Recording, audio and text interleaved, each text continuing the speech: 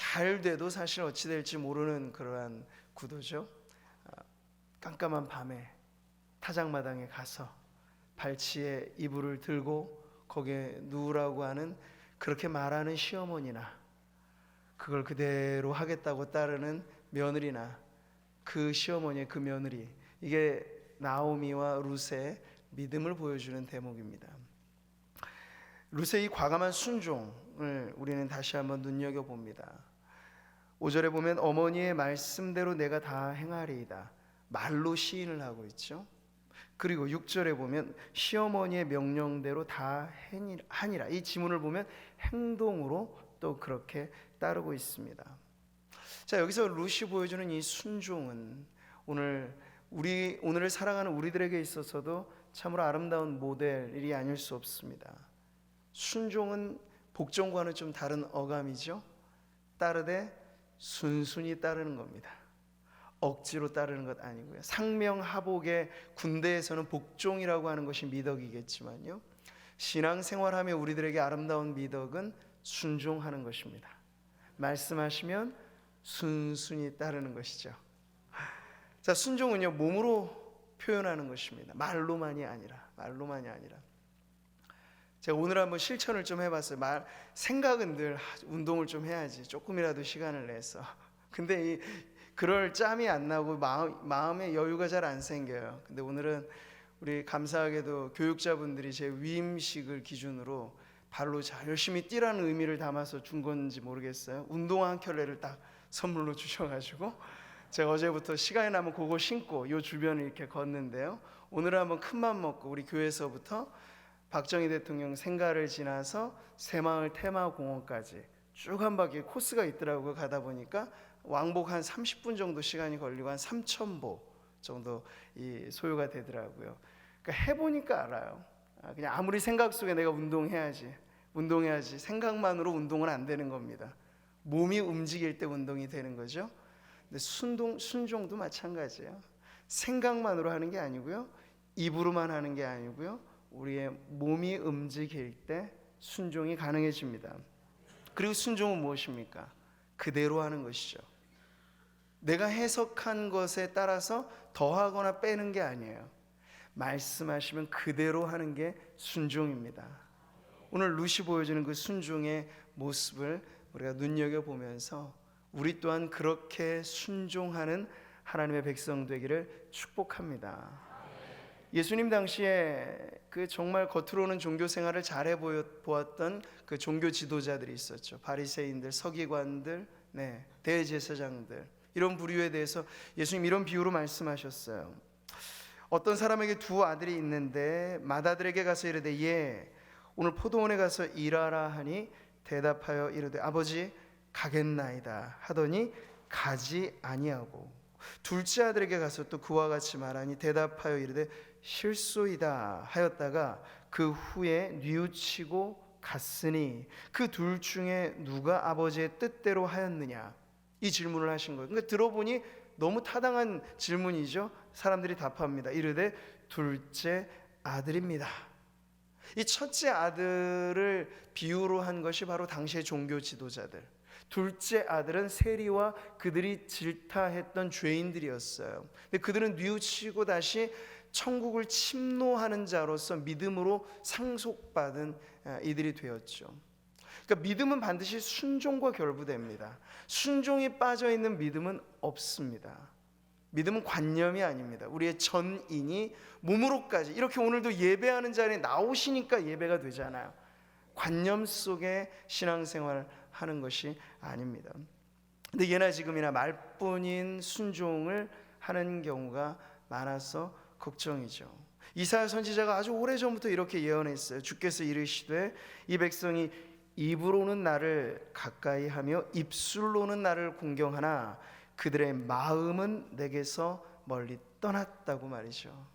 마음이 멀어지면 몸도 멀어지게 되어 있습니다.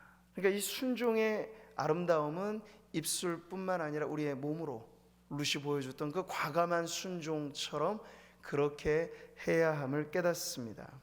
오늘 룻을 통해서 우리가 이 순종의 제자도 말씀하시면 그대로 따르는 자리에 나아가서 오늘 이 룻기에 이어지는 장면이 바로 그 순종의 결과 열려진 다음 스테이지예요. 다음 무대. 그전엔 닫혀졌던 문인데 순종을 통해서 열려진 더 내밀하고 깊은 은혜의 자리가 오늘 펼쳐지는데, 저와 여러분에게도 순종을 통하여 열리는 기회의 문, 이것이 열려지시기를 축복합니다. 자, 룻과 보아스는 2장에도 아주 운명적인 만남을 가졌죠. 그리고 3장에 이제 또 다른 만남의 장면이 이어집니다. 이 두 장 모두 공통점이 있어요. 이 룻기의 저자가 보아스와 룻과 보아스의 이 만남 속에 그들의 행동과 대화를 통해서 이것을 우리들에게 하나의 메시지로 전해주고 있다는 점이 공통점인데요. 2장과 3장에 있어서 아주 여러 가지 면에서 차이점도 있습니다. 행동의 방식에 있어서 차이점이 있어요. 2장에서는요, 보아스의 행동이 앞섭니다. 그 가련한 여인에게 먼저 다가간 것이 보아스였고 먼저 축복한 것이 보아스였습니다. 그런데 3장은요, 룻의 행동이 앞서요. 순종하는 룻의 행동에 반응하여 보아스가 말합니다. 행동의 주체가 바뀌어진 거죠. 자, 만남의 시기에 있어서도 2장은 우연한 만남이었다고 강조하죠. 우연히 때마침 이렇게 운명적인 만남이 이루어진 것이 2장의 만남이라면, 오늘 3장은요 계획적인 만남이에요. 시어머니 나오미가 계획했고 룻이 그 계획에 따라 실천해서 열려진 만남의 기회죠. 자, 만남의 장소에 있어서도 2장은 아주 오픈된 장소예요. 보리밭 추수기에 누구나 다 보게 되는 그 공간에서 만남이 진행됩니다. 근데 3장으로 넘어오니까 아주 은밀한 장소, 한밤중에 룻과 보아스 외에는 누구도 이 만남을 보지 못하고 듣지 못하는 그런 아주 은밀한 타작마당에서의 만남입니다. 자, 그리고 관계의 설정에 있어서도요, 2장은 일종의 정식 노사관계는 아니지만 일적인 관계죠. 그 밭의 소유주였던 보아스와 거기서 빌어먹는, 그저 이삭을 줍는 이주근로자 룻의 그 만남은 일적인 관계 이상도 이하도 아니었습니다. 근데 오늘 3장에 소개되는 만남은 아주 낭만적인 사귐이 연출됩니다. 이 관계 중심적으로 이들의 만남이 바뀌어지게 된 것을 보게 되죠. 그러니까 우리가 그 전에도 2장의 끝부분에서 안타까움을 자아냈던 건 뭔가요? 보리추수와 밀추수기 근 7주 2달여 동안 만남은 이어졌을지 모르지만 여전히 일적인 관계 외에는 진척이 없었다는 것에 안타까움이 느껴졌는데, 이제사 비로소 아주 낭만적인 관계가, 사귐이 보아스와 룻 사이에 이루어지게 되는 거죠. 자, 이 흐름, 전이되어지는 이 흐름이 보여주는 건 뭘까요? 룻기가 지금 관계가 가면 갈수록 더 깊어지고 있다는 걸 보여주고 있습니다. 농도가 아주 짙어지고 있다는 걸 보여주고 있죠. 자, 룻기는 너무나 분명하게 룻과 보아스와의 만남을 하나의 예표로 우리들에게 소개시켜 줍니다. 고엘이라고 불려지는 구속자, 구원자 역할을 보아스가 기업물을 자로서 지금 해주고 있을 때, 보아스와 룻의 만남은 성도와 그리스도와의 만남을 예표해주고 있는 것이죠. 자, 그랬을 때 하나님이 이 룻기의 메시지를 통해서 우리에게 기대하시는 바도 너무나 분명한 거예요. 만남이 더해지면 더해질수록 노사관계에 머무르지 말자고 하나님 말씀하시는 거예요. 교회 생활을 오래 하면 하실수록 일적인 관계로만 하나님을 대면하시는 마르다적인 신앙을 하나님 기뻐하지 않으시고, 일은 하면서도 여전히 마리아와 같이 아주 깊은 관계 속으로 하나님 앞에 나아오기를 하나님 바라신다는 점을 오늘 우리가 이 말씀을 통해서 알게 됩니다. 자, 이 관계가 성립될 때 오늘 룻이 보여줬던 이 순종으로 만남의 깊은 만남의 기회의 문이 열려졌다는 걸 우리가 명심해야겠습니다. 그럴 때 우리의 신앙에 있어서도 무엇이 앞서야 될까요? 말이요? 아니요. 생각이요? 아니요. 순종이 앞서는 믿음의 삶 살아가시기를 축복합니다. 그리고 우리는 우연인 듯한 만남에 이따금 은혜 받을 때가 있습니다. 네, 감사하죠. 그것도 1년에 한두 차례 부흥 사경회가 있거나 특별 새벽 기도하면 그때 은혜 받는 분들이 계세요. 그런데 생각해 보세요. 1년 365일 우리에게 허구 많은 날, 하나님은 아침마다 새롭고 늘 새로운 분이신데 1년에 한두 번 하나님과 진한 만남으로 신앙생활이 연장된다는 걸 하나님은 기뻐하지 않으세요. 매일같이 새로운 만남을 하나님 원하신다는 거죠. 근데 그런 만남이 가능합니다. 너희는 여호와를 만날 만한 때 그를 찾으라, 가까이 계실 때 그를 부르라 말씀하셨잖아요. 어떤 게 만남의 자리인가요? 예배하며 기도하며 우리가 말씀을 열 때, 말씀을 묵상할 때, 그것이 바로 만남의 기회입니다. 그러니 우리는 부지런히 은혜의 방편을 활용해야 합니다.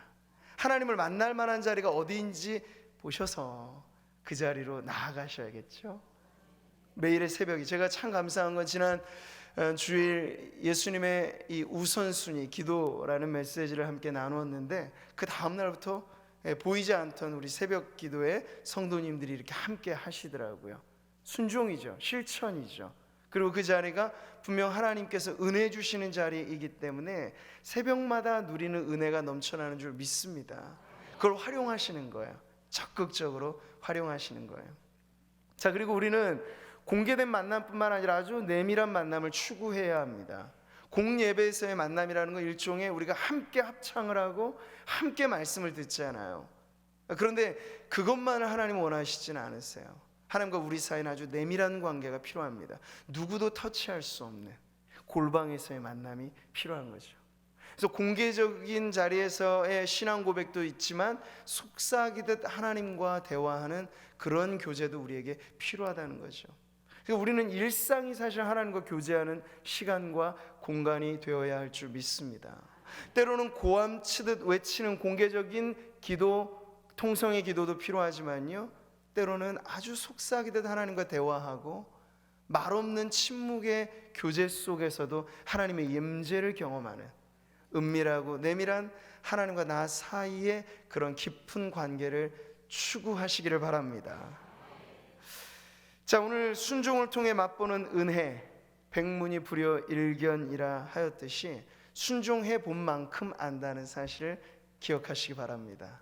순종해 본 만큼 우리는 경험합니다.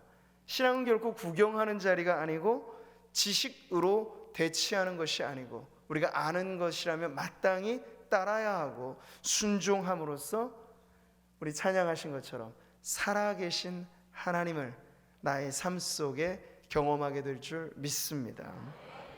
자, 앞서 비교를 통해 보았듯이 2장에서 보아스가 주도적이었던 반면 3장에서 룻의 순종이 앞서는, 이런 하나님은 때때로 우리의 관계 속에서 이런 구도를 좋아하신다는 거예요. 우리는 하나님의 주권을 믿습니다. 그런데 또한 한편으로 하나님은 우리가 앞서 순종하는 것을 기뻐하시는 분이세요. 구약 성경을 보니까 모리아 산에서 아브라함과 하나님의 관계가 그랬어요. 하나님 명령하셨죠. 아주 위험한 명령을 하신 거예요. 내 사랑하는 독자 이삭을 번제로 바치라고요. 각을 뜨라는 얘기예요. 끔찍한 어떤 명령일 수 있죠. 그런데 아브라함이 하룻밤 지나며 결심을 합니다. 다음 날 일찍이 짐을 꾸리고 이삭의 손을 붙들고 약속하신 그 자리 모리아산 정상으로 올라갑니다. 뒤도 돌아볼 것 없이 제단을 쌓고 그리고 이삭을 마치 제물을 잡듯이 그 위에 놓고, 연속되는 아브라함의 행동에 거침이 없어요. 막힘이 없어요. 그리고 칼을 높이 듭니다. 자, 이때 보세요. 하나님이 얼마나 다급하셨는지 여호와의 사자를 통해 이렇게 말씀하세요. 하나님이 아브라함을 부르시는데 얼마나 급하게 부르신지. 아브라함아, 아브라함아. 여기 하나님의 마음이 담겨져 있는 거 아시겠죠? 아브라함아, 아브라함아. 급하게 부르지 않으면 아브라함이 순종의 칼끝을 내리꽂을 찰나였어요. 아브라함이 말하죠. 예, 하나님, 제가 여기 있습니다. 사자가 통하여 하나님 말씀하십니다. 그 아이에게 내 손을 대지 말라. 언제는 번제로 드리라고 하셨는데 하나님 보고 싶으셨던 거예요. 과연 아브라함이 순종하는가, 그렇지 않는가. 그럼 말씀하세요. 그에게 아무 일도 하지 말라. 네가 내 아들 내 독자까지도 내게 아끼지 아니하였으니. 이걸 어떻게 한 거예요? 말로? 생각으로? 아니요. 높이 들린 칼끝에 순종이 담겨져 있는 거예요. 죽이겠다는 거예요. 정말 이게 인신제사라는 오해를 받을 수도 있겠고, 어떻게 하나님이 그러한 끔찍한 명령, 오해받을 만한, 이 구약에서 가장 난제 중에 하나가 이런 대목이거든요. 어떻게 하나님이 그걸 요구하시나. 근데 아브라함은요, 이게 하나님의 음성인 걸 알았어요. 평생에 살아오면서 25년이 넘는 세월 동안, 그리고 이삭이 청소년기로 접어드니까 35년이 넘는 세월 동안 하나님을 경험적으로 알았기 때문에 이건 마귀의 음성이 아니라 하나님의 음성인 걸 알았던 거예요. 그러니 하는 거죠. 이해할 수 없어도. 내 경험적으로는 도무지 이해가 안 돼도 하나님 말씀하시니 따르는 거예요. 자, 그랬을 때 하나님께서 말씀하신 거예요. 이제야 내가 하나님 경외하는 줄을 아노라. 순종은 우리의 보이지 않는 믿음을 입증하는 것입니다. 할렐루야. 순종이 그렇게 아름다운 것이에요. 순종해야 보이지 않는 믿음이 보여지게 된 바로 그 모습, 우리가 룻을 통해서 보게 됩니다. 그래서 왜 성경이 순종이 제사보다 낫다고 말씀하셨는지, 그토록 순종이 중요한 것이기 때문이겠죠. 자, 오늘 이제 장면은 구애하며 청혼하는 장면으로 이어집니다. 발치 이불을 들고, 보세요. 나오미의 지시대로 발치 이불을 들고 거기에 눕습니다. 우리에겐 참 지금 문화적으로 수천 년의 간격이 있기 때문에 이것을 해석한다는 건 사실 쉽지 않아요. 하지만 대부분 이 부분에 대한 해석에 있어서는 당시의 관습이 이것은 하나의 구애이며 프로포즈의 한 관습으로 해석을 합니다. 구원의 하나의 관습적인 표현이었다고 보는 거죠. 자, 그래서 그런 룻의 이 행동, 순종에 보아스가 한밤중에 깜짝 놀라서, 당시에 포도주를 마시면서 잔치를 즐겼을 것 아니에요? 술기운에 거나하게 잠들었는데 술기운이 싹 달아날 정도로 깜짝 놀라서 깨고 말죠. 캄캄한 밤 낯선 인기척에 놀라면서 넌 누구냐? 이렇게 묻잖아요. 그럴 때 룻이 조용히 답합니다. 저는 당신의 여종 룻이랍니다. 이렇게 말이죠. 조금 더 부드럽게 말씀드리면 좋을 텐데 아무튼 그렇게 표현했을 거예요. 자, 이 낭만적인 구애의 표현을 한번 들어보세요. 9절에 당신의 옷자락을 펴서 당신의 여종을 덮으소서. 아주 아름다운 표현을 지금 룻이 쓰고 있는 거예요. 자, 근데 이 아름다운 표현이 어디서 나왔을까요? 우리가 룻을 지금 볼 때 이해하는 건, 룻은 오늘날로 말하자면 초신자라고 비교하면 좋을 것 같아요. 모든 것이 지금 낯설고 배워가는 겁니다. 이방인이었던 그가 약속의 땅에 왔고 언약 백성이 지금 되어지는 과정을 보여주고 있는 거거든요. 그랬을 때 룻은 앞선 본보기가 되었던 나오미의 모든 걸 통해서 지금 고스란히 영향을 받고 있어요. 근데 이제 룻의 인생에 또 한켠 자리를 잡고 찾아온 보아스 역시도 신앙의 귀감이었기 때문에 보아스를 통해서도 룻은 지금 배워가고 있는 입장이죠. 자, 근데 오늘 이 구애의 아름다운 표현이 어디서 나왔던 장면인가 하면 룻기 2장 12절에 룻과 보아스의 첫 만남에서 룻을 축복하면서 보아스가 이런 말을 했죠. 이스라엘의 하나님 여호와께서 그의 날개 아래에 보호를 받으러 온 내게 온전한 상 주시기를 원하노라. 자, 그의 날개, 여호와의 날개라고 해서 이 날개라고 하는 히브리어가 지금 당신의 옷자락을 펴서 당신의 여종을 덮으소서 했을 때 이 옷자락이랑 같은 말이라는 거예요. 그러니까 이 처음에 보아스를 만나서 인상적인 축복을 들었을 때 룻이 가슴에 그것을 새겨 놓았어요. 아, 여호와의 날개, 그 옷자락, 그것이 아주 인상 깊게 자리 잡은 거죠. 그리고 나자 이제 아주 중요한 대목에 이르러서 자신의 마음을 표현하고 보아스의 사랑을 구하는 그 장면에 이르렀을 때 무슨 말을 쓸까 고민했겠죠. 그랬을 때 끄집어낸 것이 바로 보아스에게 들었던 그 축복의 언어, 그 옷자락, 그 여호와의 날개로 자기를 덮어달라고 지금 그렇게 은혜를 구하는 표현을 쓰고 있는 거죠. 자, 이 겸손히 발치에 누워서, 머리맡이 아니잖아요. 발치에 누웠다라고 하는 그 행동 자체가 얼마나 겸손한 행동인지 모릅니다. 그러면서 보아스에게 사랑을 구하는 것, 옷자락을 덮어달라는 청혼의 이 구애 장면에서는요, 이건 남녀 간의 사실 에로스적인 사랑보다도 그것을 훌쩍 뛰어넘는 언약적인 사랑을 지금 구하고 있다는 것을 보게 됩니다. 어디서 그것을 알 수 있죠? 이어지는 룻의 고백 9절을 보세요. 당신이 기업을 물을 자가 됨이니이다. 그러니까 보아스의 사랑을 구하는데, 보아스가 어떤 사람이기 때문에? 핸섬하기 때문에, 돈이 많기 때문에. 이건 인간적인 사랑이죠. 그런데 룻이 구하는 사랑은 보아스가 기업 물을 자이기 때문에 내가 당신의 사랑을 구합니다, 이거예요. 이 기업 물음이라고 하는 것이 다름 아닌 언약적인 사랑이죠. 약속에 근거한 사랑이라는 거예요. 자, 성도로서 우리가 기대는 사랑 또한 이것 아닐까요? 인간의 사랑을 훌쩍 뛰어넘는 하나님의 사랑, 그것이 곧 언약의 사랑입니다.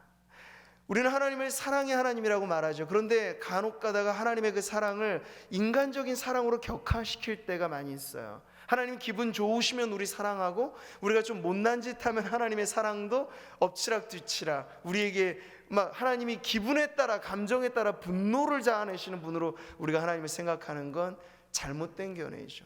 하나님의 사랑은 아가페의 사랑인데, 그 아가페의 사랑은 다름 아닌 언약의 충실한 사랑입니다. 아브라함과 약속하신 사랑이 바로 이것이에요. 내가 내 언약을 나와 너 및 내 대대 후손 사이에 세워서 영원한 언약을 삼고 너와 내 후손의 하나님이 되리라. 그러니까 이스라엘 백성의 장구한 역사가 얼마나 사실 흥망성쇠를 거듭합니까? 물론 이스라엘 옛 언약의 백성은 새 언약의 백성으로서의 교회에 대한 그 발전적인 과정에서 한 역사를 장식했던 대상이긴 하지만요, 자, 중요한 건 뭐냐면 그들을 통해서 하나님께서 보여주는 것은 이것이에요. 언약적인 사랑이 얼마나 끈질긴 사랑인가. 이스라엘 백성을 보세요. 출애굽한 이후에도 얼마 지나지 않아서 하나님에게 왜 나를 구원해 줬어 이렇게 떼쓰죠. 고기 한 점 못 먹고 나니까 왜 나를 출애굽시켜가지고, 옛날에 노예 생활하면 그래도 부추도 먹고 고기도 간간히 얻어먹은 건데, 그 얻어먹고 빌어먹었을 때를 오히려 부러워하면서 만나 먹고 메추라기 먹고 반석에서 솟아난 물 기적같이 연명하는 그 삶을 지루하게 여겼던 그 완악한 백성을 보세요. 얼마나 많이 그들이 불평하고 원망하고 하나님 앞에 짜증을 자아냈는지 몰라요. 그들을 이끌어냈던 모세에게 돌을 던지려고 틈만 나면 공격을 퍼부었죠. 그게 이스라엘 백성이라고요. 그러면 사실 단칼에 처단을 해도 모자랄 텐데 하나님이 그 이스라엘 백성을 데리고 가시는 거예요. 광야를 통과해서 약속의 땅 가나안까지 가시고, 그리고 그 안에서 사사의 시대를 지나 왕정국가의 시대, 엄청난 역사의 시대를 지나면서 그래도 데려가시는 거예요. 그게 과연 무슨 사랑인 거예요? 감정 여하에 달린 사랑이 아니라 언약적인 사랑이에요. 이스라엘 백성이 아주 곤두박질 쳤을 때도 하나님은 기억해 내시는 거죠. 그들과 아브라함과 약속했던, 이삭과 약속했던 그 언약의 사랑을 기억하셔서 다시 그들을 용서하시고 돌아오면 받아주시고 돌아오면 용납하시는 그 하나님의 사랑. 고린도전서 11장에 우리가 성찬에 참여할 때마다 예수님의 말씀을 이렇게 함께 나누죠. 이 잔은 내 피로 세운 새 언약이니 이것을 행하여 마실 때마다 나를 기념하라. 예수님의 피는요, 우리가 보배로운 피라고 외치는 이유가 그것이 새 언약의 피이기 때문이에요. 피는 곧 생명이죠. 그러니까 예수님의 생명을 담보로 우리를 사랑하신다는 거예요. 그러니 현재일이나 장래일이나 높음이나 기쁨이나 그 어떤 것도 그리스도 예수 안에 있는 하나님의 사랑에서 우리를 끊을 수 없으리라. 이게 언약적인 사랑이죠. 그러니까 여러분 조금 하루 생활하거나 일주일 살거나 한 해를 돌아보실 때 잘못한 거 투성이일 수 있어요. 그러나 우리의 믿음은 늘 그러한 대목에서 빛을 발하죠. 나는 비록 부족하여도 용납하시고 천성으로 우리를 인도하시는, 나는 부족하여도 용납하실 터이니, 그 하나님을 의지해서 우리가 나아가는 게 믿음인 줄 믿습니다. 그 믿음으로 나오세요. 자꾸 믿음으로 시작했다가 율법으로 돌아가는 이들이 너무나 많아요. 자기 행위를 근거로 하나님께 점수 받으려고, 너는 특별하단다라고 하는 별점이 율법적인 행동에 매겨주는 줄 알고 자꾸 하나님께 착한 아이 컴플렉스를, 신앙생활을 가면 갈수록 하시는 분들이 있어요. 그런 분들이 한 번 곤두박질 치면 헤어나오기 힘든 거죠. 그런데 처음도 믿음으로 시작하셨다면 과정도 믿음으로 이어가시기 바랍니다. 믿음은 우리의 잘남도 내세우지 않고 우리의 못남에도 불구하고 하나님 앞에 나아가는 게 믿음 아닙니까? 갈 때마다 뭘 붙잡는 거예요? 언약의 사랑. 주님의 그 언약의 사랑이 나를 덮으시고, 피 흘리신 그 사랑이 나를 덮으시고, 나의 어떤 죄, 알고 지은 죄, 모르고 지은 죄, 그 모든 죄가 십자가 보혈로 깨끗하게 되었다고 하는 그 믿음을 가지고 주님 앞에 나아가시기를 축복합니다. 자, 이 룻의 고백, 그리고 룻의 이 간청 앞에 보아스가 말하는 모든 부분들은 칭찬과 축복입니다. 그러면서 이 10절의 말씀을 보세요. 내 딸아 여호와께서 내게 복 주시기를 원하노라. 여전한 축복이죠. 보아스의 일관된 태도를 보여줍니다. 그러면서 룻에 대한 이 보아스의 칭찬은 어디에 초점을 맞추느냐 하면 룻의 신실함에 초점을 맞춥니다. 10절이죠. 이어서 보면 내가 가난하건 부하건 젊은 자를 따르지 아니하였으니 네가 베푼 인애가 처음보다 나중이 더하도다. 이 구절은요, 룻기 안에서도 백미에 해당되는 구절이에요. 룻의 신실함을 가장 극찬한 표현이죠. 너의 인애가 처음보다 나중이 더하도다.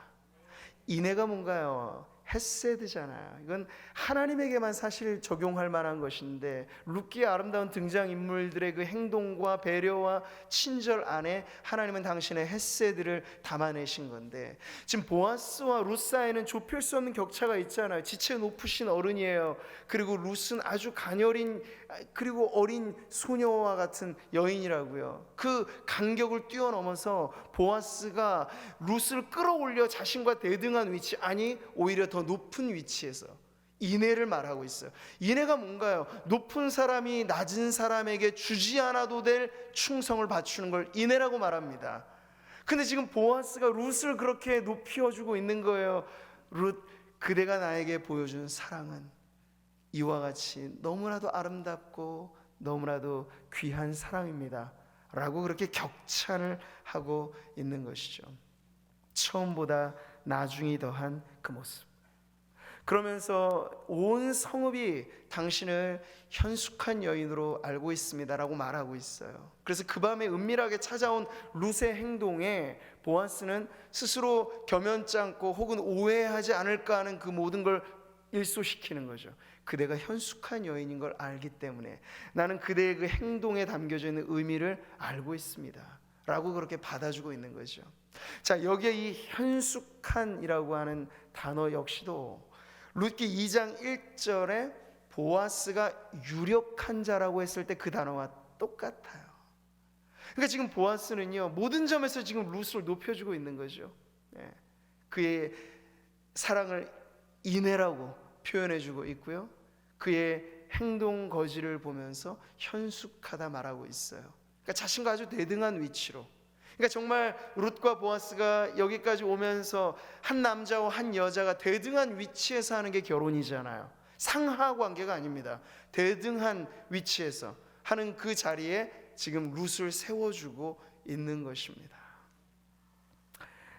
처음보다 더한 사랑, 이게 바로 보아스의 마음에 감동의 물결을 일으킨 룻의 사랑입니다. 시종여일, 한결같기도 우리는 사실 어렵습니다. 그런데 가면 갈수록 더 좋아진다니요. 생각해 보세요. 주님을 향한 우리의 첫사랑은 뜨거웠습니다. 그런데 10년이 지난 우리의 사랑은 어떠신가요? 20년이 지난 평생을 이어오면서 우리는 알아요. 살면서도 그 사랑의 농도가 짙어진다는 건 여간 어려운 일이 아니라는 거예요. 그런데 지금 룻은 그 사랑의 본보기가 되어지고 있습니다. 처음도 좋았지만 나중이 더 좋은 이 모습. 누구나 사실 처음은 좋게 출발합니다. 우리는 신년 예배, 송구 영신 예배를 드릴 때 신년의 위대한 포부로 하나님에게 우리의 충성을 고백하며 한 해를 시작하였습니다. 이제 12월에 첫 번째 맞이하는 이 수요 예배 자리에서 한 해를 뒤돌아보실 때 처음보다 지금이 더 낫다고 고백하시는 분들이 있다면 참 감사하겠죠. 그런데 저를 포함해서 아마 대부분은 그렇지 못하시는 고백이 있을 거예요. 처음엔 그러지 않았는데, 내 첫 시작은 그렇지 않았는데, 처음엔 정말 이 70억 5억의 인구 중에 내가 제일 주님 뜨겁게 사랑할 것 같이 시작했는데, 근데 점점 그 사랑의 농도가 묽어지고 그 사랑의 깊이가 너무 얕아지는 그런 경험을 우리가 할 때, 제가 좌절하라고 이 말씀 드리는 게 아니고, 그때 다시 언약적인 사랑을 붙잡고 일어서서 우리가 다시 한번 목표를 설정하자는 거예요. 어떤 목표로요? 처음보다 나중에 더한 사랑으로. 신앙의 첫 입문했을 때보다 임종의 마지막 순간이 위대해지는 신앙. 비록 우리의 육신의 장막은 갈수록 헐어지죠. 갈수록 연약해집니다. 그러나 우리의 속사람은 날로 더 강건하여져서 이 땅을 떠나는 그날이 가장 위대한 신앙의 고백을 하는 우리 성도님들 되시기를 축복합니다. 할렐루야. 건강하실 때 기도하시라고요. 하나님, 제가 몸져 누울 때 비록 내 육신의 힘은 연약해도 제 영혼은 하나님을 찬미하게 하옵소서. 제가 신방하면서 어떤 원사님 그런 이야기 하시더라고요. 아버님이 치매를 오래 앓으셔서 가족들도 몰라요. 누구도 확인을 못하는 정도까지 가셨대요. 근데 언제 한번 찬양 가족 예배를 모시고 하는데 뭐 아시겠어요? 그럴 거라 생각했는데 하나님의 은혜로 있을 데 없는 자, 그 찬양을 치매 걸린 아버님이 하고 계시대요. 할렐루야. 하나님 우리에게 그런 은혜도 주실 줄 믿습니다. 사실 쉽지 않죠. 병이에요. 그건 우리의 육신이 병드는 것처럼 정신이 쇠약해져서 걸리는 병이기 때문에 거기에 우리가 다른 판단을 개입시키지는 않습니다. 근데 그럼에도 불구하고 하나님 은혜를 주시면 우리의 정신이 모든 걸 다 잊어버리고 머릿속에 지우개가 하나하나 모든 걸 지워가도 마지막 남는 그것 하나, 그리스도의 사랑되는 인생 되기를 소원합니다.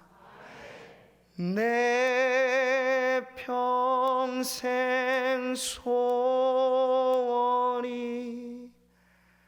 내 구주 예수를 더욱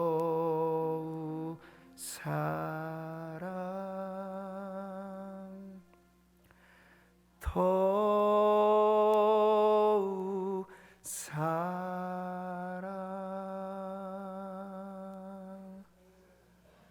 아멘.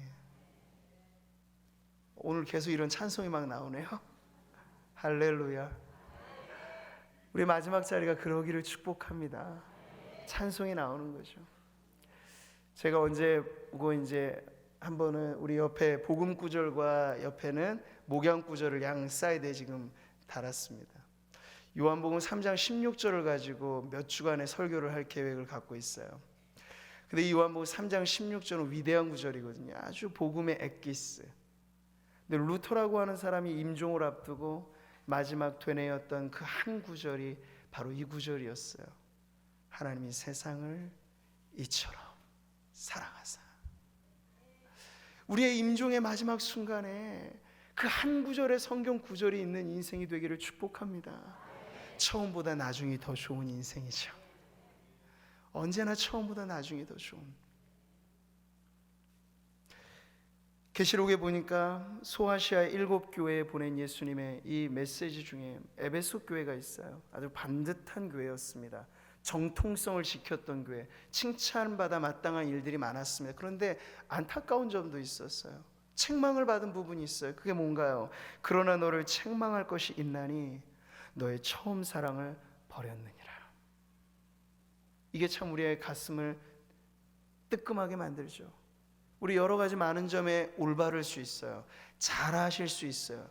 그런데 하나님 우리에게 눈여겨보시는 거 언제나 그것, 처음 사랑, 주님께 순전하게 드렸던 그 사랑, 우리에게 직함 없고 다른 사람들의 이목 없고 다른 사람들의 관심 없어도 주님이면 좋았다고, 주님 한 분이면 좋게요라고 말했던 그 처음 사랑, 세상과 나는 간 곳 없고 구속한 주님만 보였던 그 처음 사랑, 그 처음 사랑을 주님은 기억하시는데 우리가 잊어버릴 때가 있어요. 우리가 놓치고 살아갈 때가 있어요. 사랑하는 성도 여러분, 이 12월에 우리가 한 해를 돌아보면서 우리의 삶을 결산해야 될 때 처음 사랑을 다시 회복하시기를 축복합니다. 우리가 가장 뜨거웠던 때를 떠올려 보세요. 오늘 우리는 그보다 더 뜨거워질 수 있는 줄 믿습니다. 내일에 우리는 그보다 더해질 수 있음을 믿으세요. 그래서 과거지향적인 신앙을 떨쳐버리세요. 과거의 영광도 묻어두세요. 실패도 묻어두세요. 우리에게는 오직 표대를 향하여 위에서 부르신 부름의 상을 좇아 달려가는 신앙의 경주만 있을 뿐입니다. 나중에 더 좋은 인생을 살아가는 저와 여러분 되시기를 축복합니다.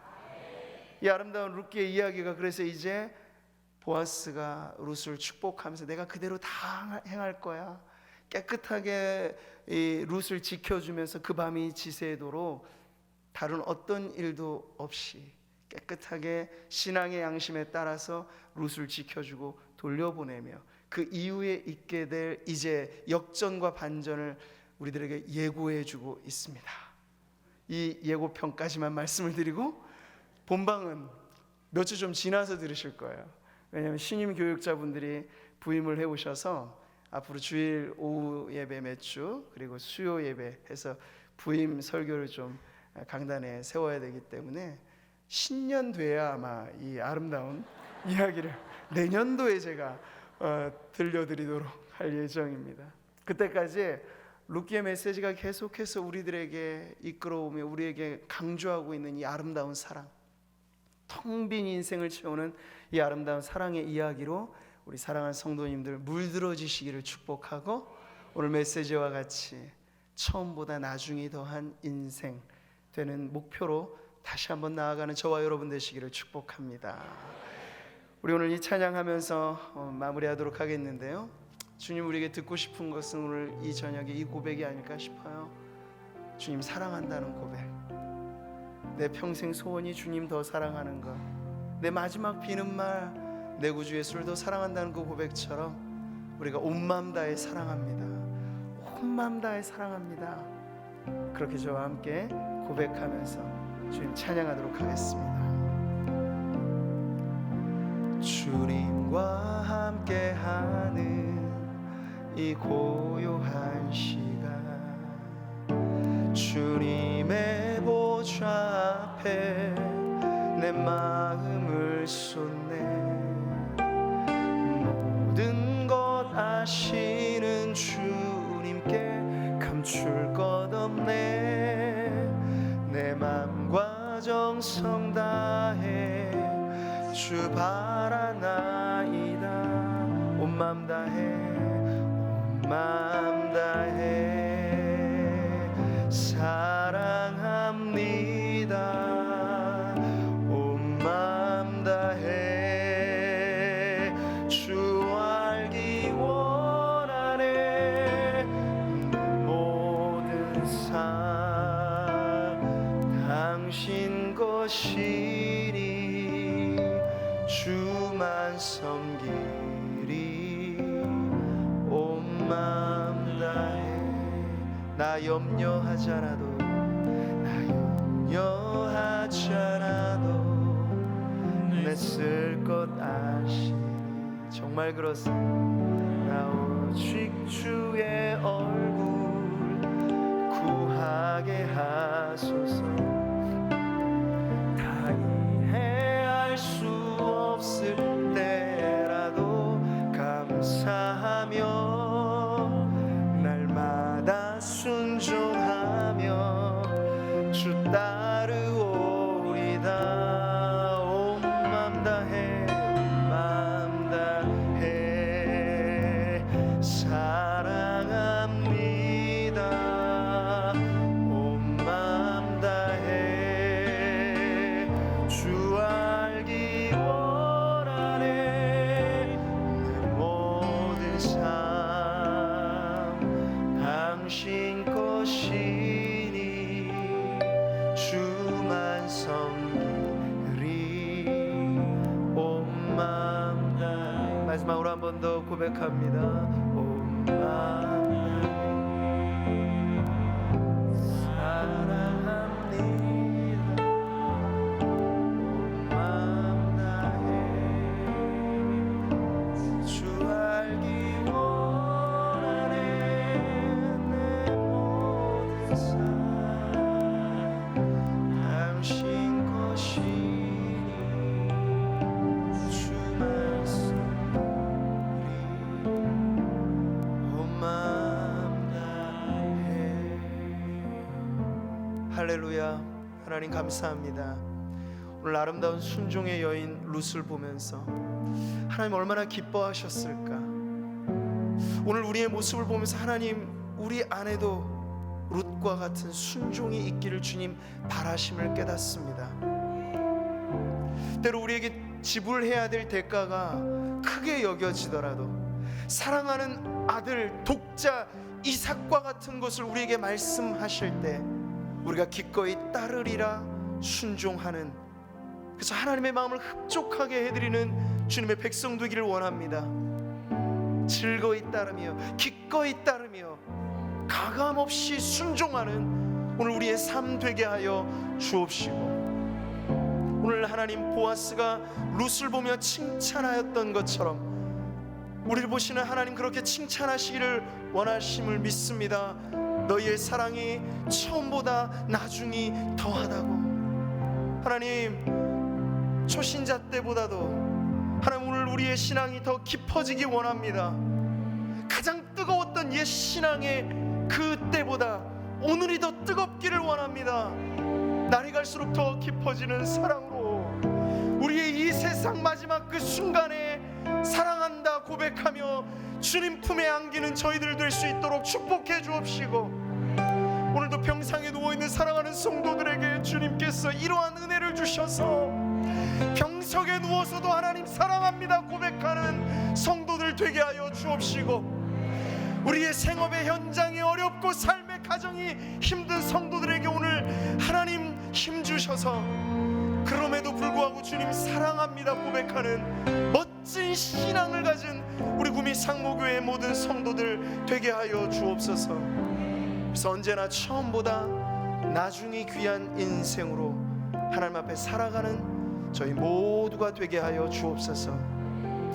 하나님 오늘도 오늘 예배하는 자리에 감사함으로 주님 앞에 예물을 드리는 손길을 주님 받아주시고, 이 예물이 쓰여지는 곳곳마다 하나님의 나라 임하시고 주님의 뜻 이루어지게 하옵소서.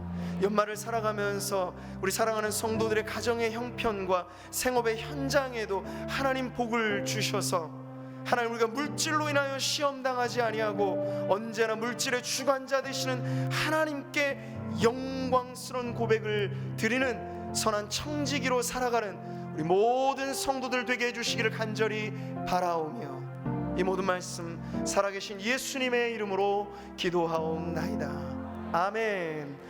이제는 우리 주 예수 그리스도의 은혜와 우리 아버지 하나님의 다함없는 사랑과 성령님의 감동과 위로 교통 충만하심이, 처음보다 나중이 더한 사랑, 처음보다 나중이 더 귀한 믿음으로 하나님 앞에 살아가기를 다시 한번 소원하고 결단하는 사랑하는 성도들 머리 위에 이제로부터 영원토록 함께 있을지어다.